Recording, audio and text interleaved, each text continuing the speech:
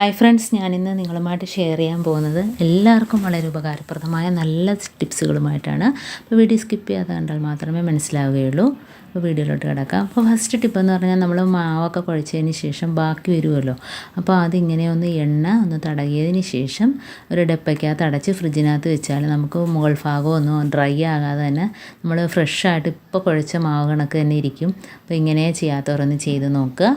ഇനിയിപ്പോൾ അടുത്ത ടിപ്പെന്ന് പറഞ്ഞാൽ നമ്മൾ പെയിൻ്റ് അടിക്കുന്ന ബ്രഷൊക്കെ ഉണ്ടല്ലോ, അപ്പോൾ അങ്ങനെയുള്ള ബ്രഷുകളൊന്നും നമ്മൾ വെറുതെ കളയണ്ട. അപ്പോൾ പഴയ ബ്രഷുകളൊക്കെ ഇതേപോലെ ജനൽപ്പടികളൊക്കെ തൂക്കാനും വൃത്തിയാക്കാനും ഒക്കെ നല്ല ഈസി ആയിരിക്കും. കണ്ടോ, ഇങ്ങനെ നല്ല രീതിയിൽ തന്നെ പൊടിയെല്ലാം പോയി കിട്ടും. അപ്പോൾ നമ്മൾ തുടയ്ക്കുന്നതിനൊക്കെ മുമ്പായിട്ട് തന്നെ ഈ ബ്രഷ് വെച്ച് ഇതേപോലെ പൊടിയൊക്കെ തുടച്ചെടുക്കാം. കണ്ടോ, നല്ല രീതിയിൽ എത്ര പൊടിയുണ്ടെങ്കിലും അതൊക്കെ ഇങ്ങനെ കിട്ടും. അപ്പോൾ ഈ രീതിയിൽ നമുക്ക് എവിടെ വേണേലും ജനൽപ്പടികളെ കമ്പികളെല്ലാം അടിച്ചെടുക്കാനൊക്കെ വളരെ ഈസി ആയിരിക്കും. ഇനി നമുക്കത് തുടയ്ക്കാനുള്ള ഒരു സൊല്യൂഷൻ റെഡിയാക്കാം. അപ്പോൾ അതിനായിട്ട് ഞാനൊരു ടിൻ എടുത്തിട്ടുണ്ട്. ഇനി അതിനകത്തോട്ട് നമുക്ക് 1 ടീസ്പൂൺ അളവിൽ ബേക്കിംഗ് പൗഡർ ഇട്ട് കൊടുക്കാം. ഇനി അതിനകത്തോട്ട് കുറച്ച് പേസ്റ്റും കൂടി ഇട്ട് കൊടുക്കാം. അടുത്തതായിട്ട് നമുക്ക് കുറച്ച് സോപ്പ് പൊടിയും കൂടി ഇട്ട് കൊടുക്കാം. അപ്പോൾ എത്രമാത്രം വൃത്തിയാക്കാനുണ്ടോ അതനുസരിച്ച് നമുക്ക് ഇതിൻ്റെ അളവ് കൂട്ടുകയും കുറയ്ക്കുകയൊക്കെ ചെയ്യാം. അപ്പോൾ കുറച്ച് വെള്ളവും കൂടെ ഒഴിച്ചിട്ട് എല്ലാം കൂടെ ഒന്ന് മിക്സാക്കി കൊടുക്കുക.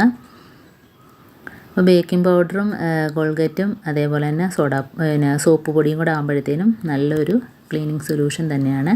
നമ്മുടെ ഈ എത്ര വർഷം പഴക്കം ചെന്ന കറയൊക്കെ പിടിച്ച കണ്ടോ ജനൽപ്പടികളൊക്കെ നമുക്ക് വളരെ ഈസി ആയിട്ട് നമുക്ക് ക്ലീനാക്കി എടുക്കാം.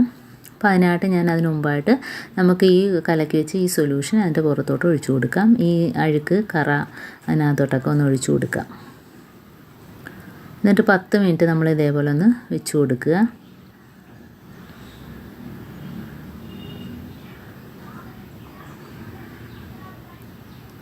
എല്ലാ രീതിയിലും ആകത്തക്ക രീതിയിൽ ഇതേപോലെ ഒന്ന് വെച്ച് കൊടുക്കുക. കറയൊക്കെ നല്ല രീതിയിൽ തന്നെ ഇളകി കിട്ടും. അപ്പോൾ ഇടയ്ക്കൊക്കെ ഇതേപോലെ ഒന്ന് ചെയ്ത് കൊടുത്താൽ മതി. എപ്പോഴും നമ്മൾ ഇതേപോലെ ചെയ്യണമെന്നില്ല. എന്നിട്ട് നമുക്ക് ബ്രഷ് വെച്ച് ഈ ചെറിയ കറകളൊക്കെ ഇതേപോലത്തെ ഒരു പഴയ ബ്രഷ് വെച്ച് നമുക്ക് ഇളക്കിയെടുക്കാം. അതേപോലെ എന്തെങ്കിലുമൊക്കെ നമ്മുടെ ഈ ആഹാര സാധനങ്ങൾ എന്തെങ്കിലും ഉണങ്ങിയിരുന്നാൽ തന്നെയും അത് വളരെ പെട്ടെന്ന് തന്നെ ഇളകി വന്ന് കണ്ടോ.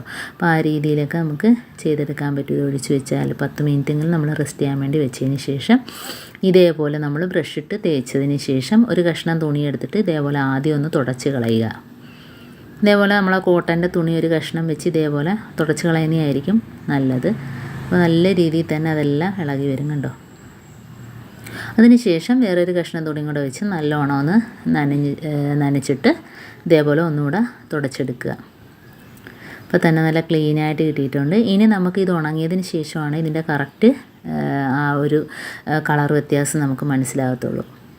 അതേപോലെ തന്നെ ഇനി നമുക്ക് അതിൻ്റെ ജനൽപ്പടി കണ്ടോ, ജനൽപ്പടികളൊക്കെ എത്ര തുരുമ്പിച്ച് അഴുക്ക് പിടിച്ചതാണേലും ഈ ഒരു സൊല്യൂഷൻ വെച്ച് തേക്കുമ്പം തന്നെ വളരെ ഈസി ആയിട്ട് തന്നെ നല്ല രീതിയിൽ വെളുത്ത് കിട്ടുന്നുണ്ടോ. അപ്പോൾ ഇതേപോലെയൊക്കെ ഒന്ന് ചെയ്ത് കൊടുത്താൽ പിന്നെ കുറേ നാളത്തേക്ക് നമുക്ക് അത് ഇപ്പോൾ പെയിൻ്റ് അടിച്ച കണക്ക് തന്നെ പുതിയതുപോലെ ഇരുന്നോളും. ഇതേപോലെ ഒന്ന് തുടച്ച് കൊടുത്താൽ മതി. എന്നിട്ട് നമ്മൾ ഉണങ്ങിയെടുത്ത് എന്നിട്ട് ബാക്കി സൊല്യൂഷൻ കണ്ടോ ഇത്ര അധികം ഉണ്ട്. അപ്പം നമുക്ക് ഇത്രയും ഉണങ്ങിയ തുണികളൊക്കെ ഉണ്ടെങ്കിൽ നമ്മളിപ്പോൾ തുടച്ച സ്ഥലത്തൊക്കെ ഇതേപോലെ ഒന്ന്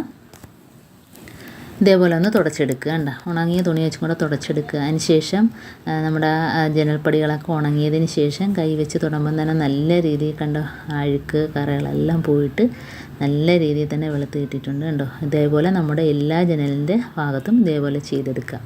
അപ്പോൾ ഇത്രയേ ഉള്ളൂ എൻ്റെ ഈ വീഡിയോ.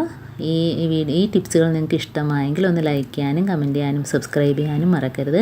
കൂട്ടത്തിൽ ബെല്ലൈക്കൻ എനേബിൾ ചെയ്യാനും മറക്കരുത്. എന്നാൽ മാത്രമേ ഞാനിടുന്ന ഓരോ വീഡിയോസും നിങ്ങളുടെ മുമ്പിൽ നോട്ടിഫിക്കേഷനായി എത്തുകയുള്ളൂ.